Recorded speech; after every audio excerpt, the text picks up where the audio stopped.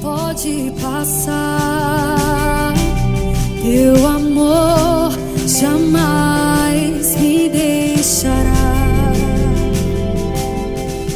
Sempre há de existir um novo amanhã preparado pra mim. Boa noite, irmãos. Graça e a paz do Senhor Jesus, amém? Você pode se assentar. Essa semana, irmãos, eu estava orando e Deus ministrou algo ao meu coração. Eu me lembrei de uma palavra que eu ouvi há uns 10 anos atrás, num momento em que eu realmente precisava muito dessa palavra. E o Espírito Santo de Deus ministrou no meu coração essa semana novamente. E eu lembrei de uma frase que um pastor disse naquele momento. E ele disse assim, que o diabo ele tentava colocar ponto final na nossa vida. Só que onde o diabo tentava colocar um ponto final, Deus colocava uma vírgula, porque não era o fim.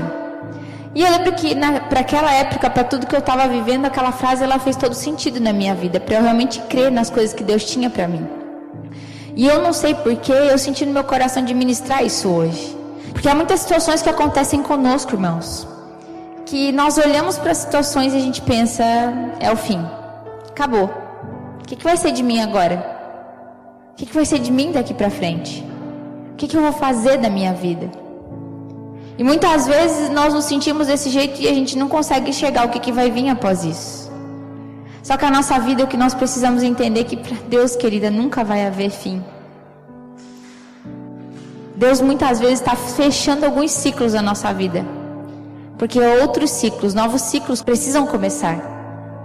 Deus precisa às vezes colocar ponto final em algumas coisas para poder dar algo novo, Não colocar o fim das coisas, mas Ele precisa deixar algumas coisas para trás para que Deus possa derramar coisas novas sobre a nossa vida. Eu tenho uma árvore que eu gosto muito, que é o ipê. E eu falei que eu gosto especialmente do ipê amarelo. Só que se você for ver uma árvore de um ipê, ela floresce somente uns 15 dias. É lindo. Depois as flores caem, Faz toda aquela sujeirada que quem tem precisa juntar. Mas não significa que aquela árvore morreu. Aquela árvore ela vai florescer de novo. Foi somente um ciclo que se fechou. Uma estação que se fechou. Mas vai vir outra estação. E tudo tem o seu tempo determinado. E há tempo para todo propósito debaixo do céu. Mas em Deus, queridos, tudo aquilo que o diabo tenta destruir, Deus dá uma nova chance para a gente recomeçar. E muitas vezes nós somos muito nostálgicos, muito saudosistas, Eu não sei você, mas essa semana eu estava olhando umas fotos antigas. Já aconteceu isso com você, de você olhar a foto antiga e muitas vezes você pensar, nessa época que eu era feliz e não sabia? Já aconteceu isso com você? Eu era feliz e não sabia. E aí você olha as fotos e você sente saudade de coisas que você viveu. Você sente saudade de coisas que talvez você te relembraram aquela fotografia, aquele momento. Porque nós muitas vezes nos esquecemos muito rápido das coisas. E nós temos essa tendência de achar que sempre o nosso passado foi o melhor. E às vezes, irmãos, nós ficamos pensando, não, eu era feliz. Se eu vivesse esse momento, se a minha vida fosse igual era antes, se eu fosse desse jeito, se eu estivesse em tal lugar, aí eu ia ser feliz. E muitas vezes, irmãos, isso é só um engano. Porque nós nos movemos muitas vezes por duas dinâmicas, Ou nós queremos viver de lembranças, ou nós queremos viver de imaginação. O problema é que excesso de lembrança pode produzir em nós depressão. E excesso de imaginação pode produzir em nós ansiedade. Porque se eu ficar me lembrando daquilo que eu vivi, que eu não consigo mais viver, eu vou ficar depressivo. Mas se eu também ficar querendo viver algo que eu ainda não vivi, achando que a felicidade está somente lá no futuro, eu vou ficar ansioso. E Deus ele está nos chamando para viver o agora. Aquilo que Ele tem para a sua vida agora. O problema, irmãos, é que a gente tem um padrão de felicidade muito ruim. Nós temos vivido tempos em que as pessoas se sentem muito infelizes. Uma geração muito infeliz. Uma geração que se considera muito infeliz. A verdade, irmãos, é que nós não estamos infelizes. A verdade é que essa geração ela não está infeliz, ela está confusa. Por quê? Porque tem muita informação. Sabe, irmãos, num tempo onde que tudo nas redes sociais parece tão lindo, parece tão bonito, a gente idealiza aquilo ali como um padrão de felicidade. Então o problema não está nas nossas vidas. O problema não está naquilo que Deus tem colocado nas nossas vidas. O problema está no padrão de felicidade que nós queremos para ser feliz. O problema é que nós estamos criando padrões inexistentes. Nós estamos querendo seguir padrões que nós vemos na internet que não existe. Um pastor falou sobre isso e eu fui pesquisar a respeito. Eu vi uma blogueira, o nome dela é Essena, ela é uma blogueira australiana. E ela era muito famosa, e até que um dia ela se cansou. E ela resolveu editar todas as legendas que ela tinha postado no Instagram dela. E eram fotos dela muito bonitas, né? Porque ela era uma modelo, um corpo maravilhoso, uma menina muito bela, né? E ela postava sempre fotos em alguns lugares, na praia, e ela colocava legendas bonitas, coisas legais. E um dia, acho que ela muito de saco cheio de tudo aquilo que ela estava vivendo, ela foi lá e editou todas as legendas. E ela escreveu: nesse dia eu estava muito triste. Nesse dia que eu nem queria estar nesse lugar, mas eu recebi dinheiro para estar nesse lugar. Mas tudo que eu queria era estar na minha casa. Nesse dia aqui, ó, eu estava com um monte de gente e eu estava me sentindo usada. E ela foi lá e editou todas as legendas da foto dela. E eu fui pesquisar e eu realmente achei essa blogueira. E ela até apagou, ela era uma influencer muito conhecida. E ela até apagou 2.000 fotos de redes sociais que ela tinha de ultimamente. E só tem fotos antigas dela lá. Mas por quê? Porque talvez ela percebeu que ela estava compactuando com algo que estava causando problema na vida das pessoas. E nós muitas vezes somos assim. A gente olha o irmão que está viajando, né? O irmão vai viajar para um lugar bonito e posta uma foto. Você pensa: poxa, eu quero ir para lá também. Esse é o padrão de felicidade. Aí o irmão posta que olha só, uma foto entrando na casa nova. E tu pensa: poxa, quando eu tiver uma casa nova eu vou ser feliz. Aí o irmão vai passear com a esposa não sei aonde, ou posta uma foto com a esposa só, a love, né? Aquela família de propaganda de margarina, né? Você pensa: isso que é família. Isso que é família boa. A minha não é desse jeito. A gente quebra o pau todo dia aqui dentro de casa, né? E aí a gente estabelece isso como um padrão e a gente pensa: se a minha família fosse desse jeito eu ia ser feliz. Eu não sou feliz com a família que eu tenho. A gente quase se mata. Família do fulano não. Família do fulano é uma bênção, olha as fotos dele, que amor. E aí a gente estabelece esse padrão como felicidade. E agora eu estava me lembrando, né? Vou falar porque tá aí bem claro nas redes sociais, né? Aquele humorista, o Whindersson Nunes, né? Postava as mais belas fotos com aquela moça, a Luísa Sonza, essa mesmo. Parecia um ano de só love, casamento caríssimo, um negócio lindo, maravilhoso. Parecia um padrão de casamento, assim, ricos, né? Muito conhecidos, né? Vivendo uma vida muito boa e todo mundo olhava: meu, isso que é vida, ó. Eu quero uma vida igual a desse cara. O casamento durou um ano, irmãos. Todo mundo viu que aquilo ali era só uma mentira. Então, muitas vezes é esse padrão que eu e você estamos querendo seguir, de uma mentira. Porque se as pessoas fossem verdadeiras quando elas postam uma foto nas redes sociais, eu tenho certeza que elas iam pensar 1000 vezes antes de colocar certas legendas em fotos bonitas. Se a gente realmente falasse o que a gente estava sentindo naquele momento, não ia influenciar ninguém. Mas não, esse é o padrão que nós temos colocado para as nossas vidas como felicidade. E por isso temos vivido uma geração infeliz, uma geração confusa, uma geração com padrões inadequados que não são os verdadeiros padrões. E nós precisamos entender que a felicidade que Deus tem para nós, querido, é da forma que nós estamos, com aquilo que nós temos e no momento que nós temos. O problema é que eu sempre penso que eu só vou ser feliz lá no futuro. Quando você andava a pé, você guardou um dinheirinho e comprou uma bicicleta, né? Não foi assim? Aí você pensou: poxa vida, agora eu vou ser feliz, né? Não vou mais ter que andar a pé. Aí você comprou a bicicleta, você andou uma semana de bicicleta. Daqui a pouco você já estava, né? Meu Deus, eu preciso de uma moto. Não tô mais aguentando andar de bicicleta. Aí você vai lá e compra uma moto. Aí você pensa assim: não, mas meu Deus do céu, dia de chuva eu não posso sair de casa. Eu preciso de um carro. Quando eu tiver um carro eu vou ser feliz. E aí você vai lá e você quer comprar um carro, mas aquele carro ainda não tá bom. Aí você vai lá e compra um carro melhor. E é assim que nós somos. A verdade é que nós sempre achamos que a felicidade está lá na frente. Eu nunca posso ser feliz com o que eu tenho agora. Eu penso, não, lá na frente, quando eu tiver tal coisa, eu vou ser feliz. Só que isso é um padrão mentiroso. E nós precisamos entender que aquilo que Deus tem colocado pra gente agora, por pior que muitas vezes seja a situação, é aquilo que Deus tem para o momento. E nós precisamos encontrar felicidade nisso. E essa palavra falou até o meu coração, porque eu morava em Joinville, eu tinha minha casa, e quando eu vim pra Garuva, eu vim morar de aluguel. Isso é uma coisa que me incomoda. Mas esses tempos eu andava bem perturbada com isso. Eu não queria. mais morar de aluguel. Comecei a encher o saco, eu quero a minha casa, eu não quero mais morar de aluguel, não quero mais morar de aluguel, eu quero a minha casa, eu quero arrumar as coisas do meu jeito, eu não posso. E aí o pastor Joci falou, filha, você precisa descansar, você vai ter uma casa. Só que eu percebi que eu estava fazendo isso, achando que eu ia estar contente quando eu tivesse minha casa. Mas aí eu me dei conta que quando eu tivesse a minha casa eu ia querer outra coisa. Então o problema não era a minha casa, o problema era em algo que estava dentro de mim. E muitas vezes nós somos assim. Nós muitas vezes não conseguimos nos contentar com aquilo que Deus tem nos dado, porque ou nós queremos viver algo que nós já vivemos, ou nós queremos viver algo que nós ainda não vivemos, mas queremos viver. Mas nunca estamos contentes com o que nós estamos vivendo agora. E aí a gente olha para as fotos antigas e fica pensando, meu Deus, como era boa essa fase. Que tempo bom. Só que daqui 10 anos, quando você olhar para uma foto de hoje, você vai dizer a mesma coisa, irmão. Essa época que era legal, essa época que era boa.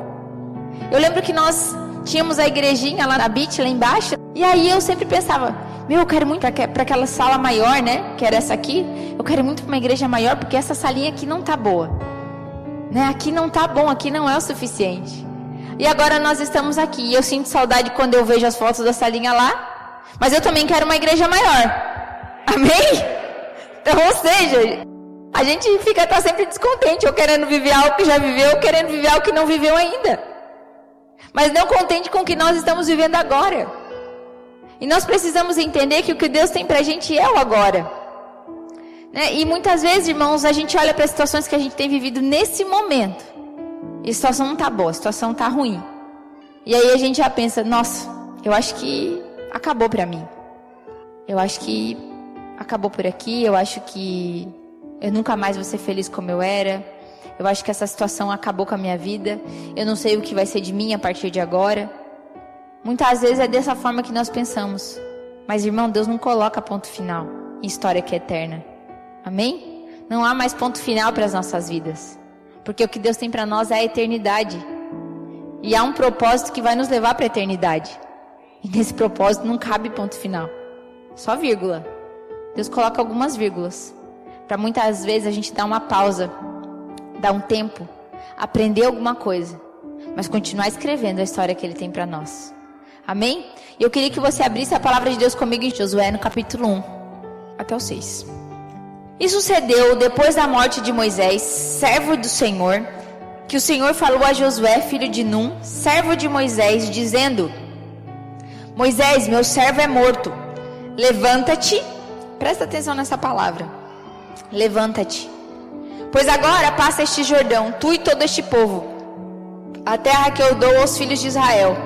Todo lugar que pisar a planta do vosso pé, vô-lo tenho dado, como eu disse a Moisés. Desde o deserto do Líbano até o grande rio, o rio Eufrates, toda a terra dos heteus e até o grande mar, para o poente do sol será o vosso termo. Ninguém te poderá resistir todos os dias da tua vida. Como fui com Moisés, assim serei contigo. Não te deixarei e nem te desampararei. Esforça e tem bom ânimo, porque tu farás a este povo herdar a terra que eu jurei aos pais que lhe daria. E aqui, irmãos, eu quero falar algo com você. Eu falei sobre Deus não colocar ponto final. E de Josué, irmãos, eu imagino que para Deus ter falado exatamente dessa forma com ele, o que ele estava sentindo. Deus tinha dado uma promessa a Moisés. Promessa que levaria ele para onde? Para a terra prometida. E Josué caminhou com Moisés por muito tempo. Ele aprendeu de Moisés. Mas eu imagino que Moisés, por ser o líder de Josué, passava uma segurança para ele. Eu imagino que ele se sentia seguro em Moisés. Ele se sentia seguro naquilo que Deus tinha dado a Moisés. A visão que Deus tinha dado para Moisés. E a promessa que Deus tinha dado também. Só que aqui, a Bíblia relata que Moisés tinha morrido. E aí você imagina todas as coisas que devem ter passado no coração de Josué nesse momento. Poxa, a gente chegou até aqui. E agora, como que eu vou seguir daqui para frente? Sem Moisés. E às vezes conosco é a mesma coisa. Quando a gente está quase chegando perto da promessa, quando a gente está quase chegando perto daquilo que Deus prometeu, alguma coisa dá errado. E aí a gente pensa, agora é o fim. Agora não vai dar mais. Agora esquece a promessa, não tem mais promessa. Acabou para mim. Talvez fosse isso que Josué tinha pensado. Mas Deus é tão maravilhoso, irmãos, que ele disse o quê? Levanta-te. Levanta. Ele disse assim: levanta-te, pois agora passa o Jordão e tu este povo a terra que eu dou aos filhos de Israel. E às vezes, quando acontece alguma coisa ruim conosco, a gente senta e fica ali. Não, pastor, eu não faço isso. Irmão, a gente conversa com as pessoas, parece que as pessoas elas só sabem reclamar da vida. Meu Deus, sabe? Só reclama, só reclama, só reclama. E eu imagino Deus tá ali falando: levanta, levanta daí. Continua andando, não é o fim, continua andando, porque se eu te prometi, eu vou cumprir. Se eu prometi que eu vou fazer, eu vou fazer. Você acredita que Deus tem promessa na tua vida? Acredita mesmo, irmão? Então se Ele prometeu, Ele vai cumprir. Não importa o que aconteça no meio do caminho, a promessa vai acontecer e ponto final. Porque Deus é um Deus de promessa, Ele não volta atrás, Ele não muda de ideia. E os planos dEle não são frustrados. É nisso que nós precisamos crer. Mas eu imagino que Josué estava sentindo, porque aí Deus diz para ele: esforça-te. Esforça-te e tem bom ânimo. Não tenha medo. Seja forte e corajoso. Ele falou isso para Josué porque provavelmente Josué estava com medo. Porque provavelmente Josué estava sem coragem para continuar fazendo aquilo que Moisés estava fazendo. Mas ele fez. A palavra de Deus também fala sobre Elias. A palavra de Deus diz que Elias, um grande profeta de Deus, um dos maiores profetas que existiram, ele e Eliseu. E a Bíblia fala que Elias tinha acabado de vencer contra 450 profetas de Baal. E aí Jezabel, uma endemoniada, ela começou a perseguir Elias. E ela disse que ela ia matar Elias. E Elias, que tinha acabado de matar, levar à morte 450 profetas de Baal, ficou com medo daquela mulher e se escondeu no deserto.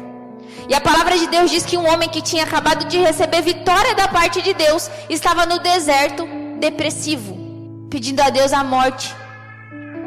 Ele pedia para Deus, ele dizia assim: para mim aqui deu, Senhor, eu quero morrer, para mim não dá mais. E aí um anjo do Senhor chega para ele e diz assim: levanta daí. O anjo do Senhor leva água para ele, leva comida para ele e fala assim: levanta, come e bebe e continua andando, porque eu ainda não acabei. Nada desse negócio de morrer, levanta e vamos que eu tenho mais coisa para fazer.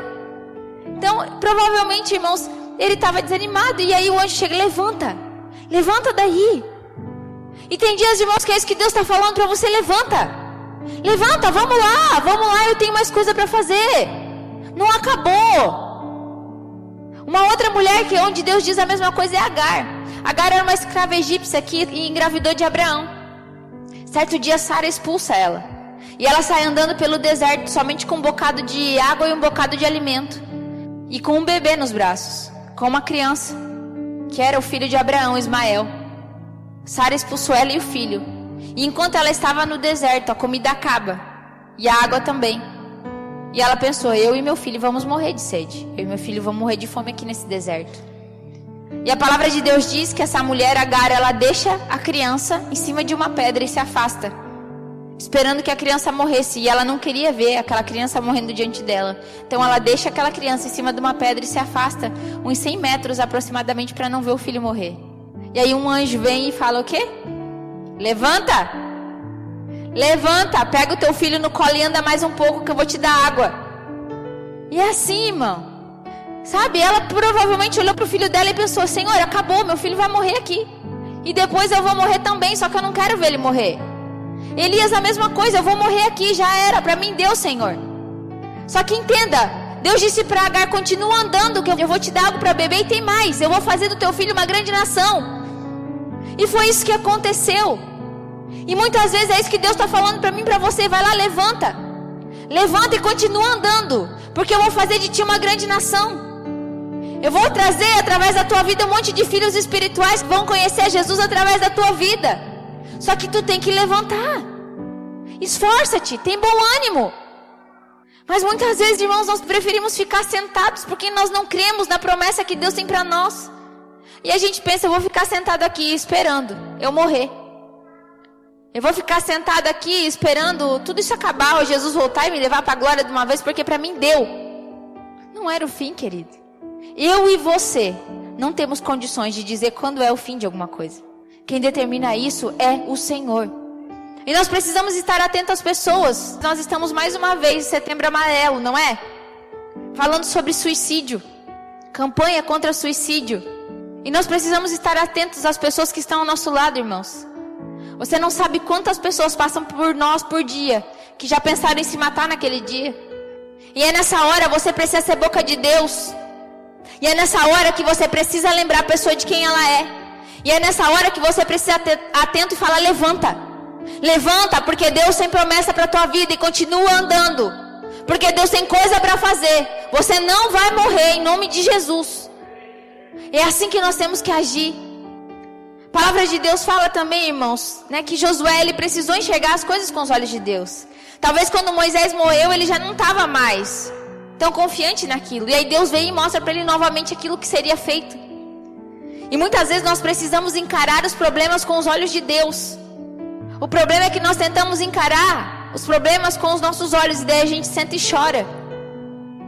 Eu lembro que quando eu estava grávida, irmãos, eu sempre orava e eu declarava que o Henrique ele ia ser um grande instrumento nas mãos de Deus. Eu dizia que eu orava e falava: Senhor, eu quero que o meu filho seja um grande homem de Deus. Eu quero que ele participe do louvor, eu quero que ele pregue. E era isso que eu pedia para o Senhor. Esses eram os meus planos. O dia que veio o diagnóstico de autismo, a primeira coisa que eu pensei: acabou.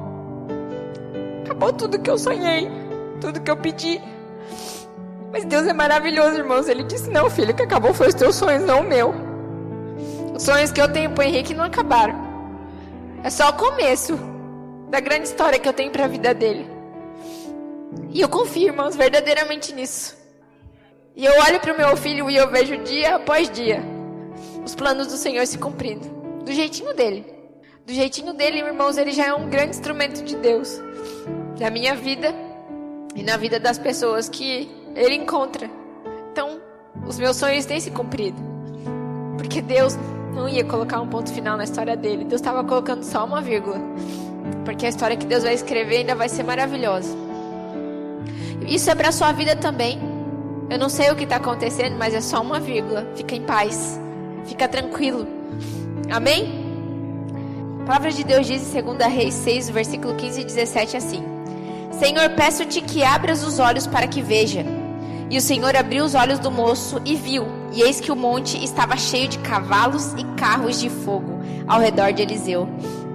O que quer dizer aqui esse versículo que eu li? Eu vou contar a história rapidamente para você. Eliseu era um grande profeta de Deus também. E a diferença de um homem crente e de um descrente é que o crente, aquele que tem fé, ele enxerga as coisas com olhos espirituais, enquanto o descrente tenta encarar o problema com olhos físicos, com olhos carnais. E a palavra de Deus conta que o exército sírio tinha entrado em Israel, porque eles queriam destruir aquele povo. E quando o servo de Eliseu descobre que aquele exército já estava ali a destruir eles, ele ficou desesperado. Ele correu até Eliseu e ele falou: a gente está perdido, a gente vai morrer. Eles são um exército muito maior e muito mais preparado que nós. E aí eu penso o Eliseu lá bem tranquilo, como se nada estivesse acontecendo, né? E o menino, o rapaz desesperado. E aí a Bíblia, esse versículo que eu acabei de ler para você, Eliseu ora ao Senhor e fala: Senhor, abre os olhos desse moço, faz ele enxergar o que ele não está vendo. E naquele momento a Bíblia conta que esse moço, que era o servo de Eliseu, viu ao redor de Eliseu carros, cavalos e carros de fogo, que só podia ver com olhos espirituais, irmãos. Precisava ser espiritual para ver aquilo. E por isso que Eliseu estava tão tranquilo enquanto o menino estava desesperado. E a palavra de Deus diz que depois disso eles venceram. Todo o exército da Síria ficou cego e outras coisas aconteceram e Israel acabou prevalecendo. E o problema é nosso exatamente esse, né? Quando o problema vem, a gente encara o problema com os nossos olhos. Mas que, da mesma forma que Deus abriu os olhos daquele moço, Deus abre os seus também. Para enxergar aquilo que é espiritual. E eu tenho certeza que você vai ver cavalo e carro de fogo, amém? Já pensou? Talvez você não vai ver cavalos, né, e carros de fogo. Mas talvez você vai ver aquilo que Deus quer te mostrar. Todos os livramentos que Deus te dá todos os dias. Às vezes os problemas acontecem, irmãos, mas a gente não consegue enxergar todos os livramentos que estão acontecendo ao redor naquele momento.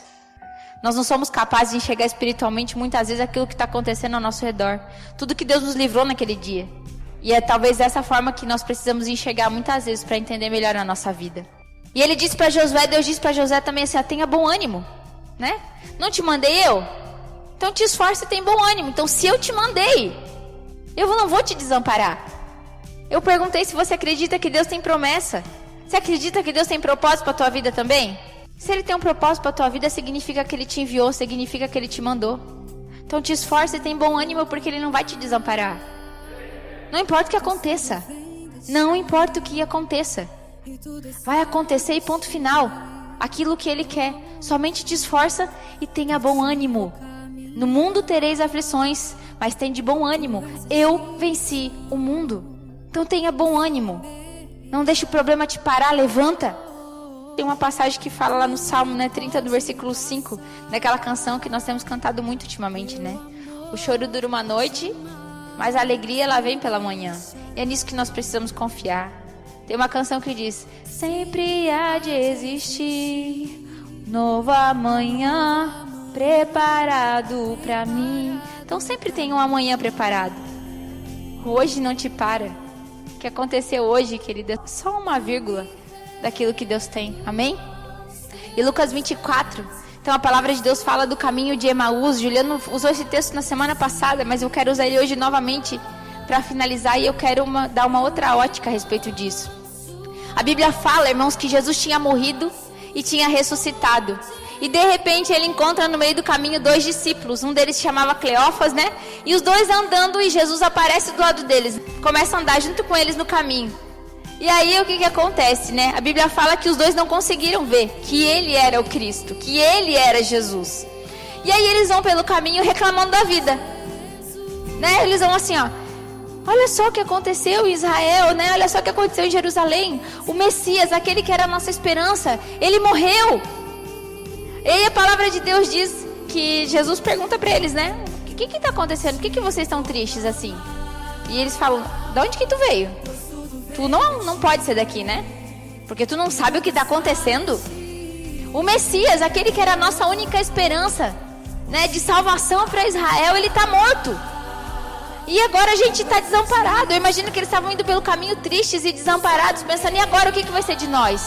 A gente colocou toda a esperança nesse homem. Eu penso que os discípulos fizeram a mesma coisa. Enquanto eles caminharam ao lado de Cristo, eles colocaram toda a esperança, toda a fé neles em Jesus. Só que quando Jesus morreu, eles acharam que era o fim, que tudo tinha se acabado, que toda a esperança que eles tinham de uma vida melhor, de uma salvação, agora tinha ido embora. E aí Jesus olha para eles e fala assim: ó, seus nécios, seus loucos, vocês não conseguem acreditar no que a promessa dizia? Do que as profecias diziam? As profecias diziam que ele ia morrer e ele ia ressuscitar no terceiro dia. Isso precisava acontecer. Porque, querido, nem a morte é o fim para Jesus. Nem o sepulcro vazio é o fim para Jesus. E não existe ponto final para aquilo que é eterno. E Deus deu a eternidade para mim e para você. Nós não nos movemos por coisas que são físicas. Talvez enquanto nós vivemos aqui, o diabo está tentando colocar ponto final em muita coisa. Mas o diabo não consegue colocar ponto final naquilo que é eterno. E eu e você somos seres eternos. Nós não somos deste mundo. E ninguém coloca ponto final na nossa vida, e nem nas situações, porque Deus é quem define quem nós seremos. Deus é que define aquilo que nós seremos, porque foi Ele quem deu a promessa. E então nós vamos viver aquilo que Ele tem para nós. Não importa o que o diabo tente contra a nossa vida, os propósitos do Senhor não podem ser frustrados. Que o Senhor abra os teus olhos agora para enxergar o problema, a dificuldade com olhos espirituais, para enxergar aquilo que já está lá na frente, para enxergar aquilo que Ele já está fazendo, porque Ele já está fazendo. Não importa o que aconteceu, querido, deixa eu te dizer, não é um ponto final, é só uma vírgula de uma grande história que Deus tem para você, de uma grande promessa que Deus tem para você, porque para Deus não há nada impossível.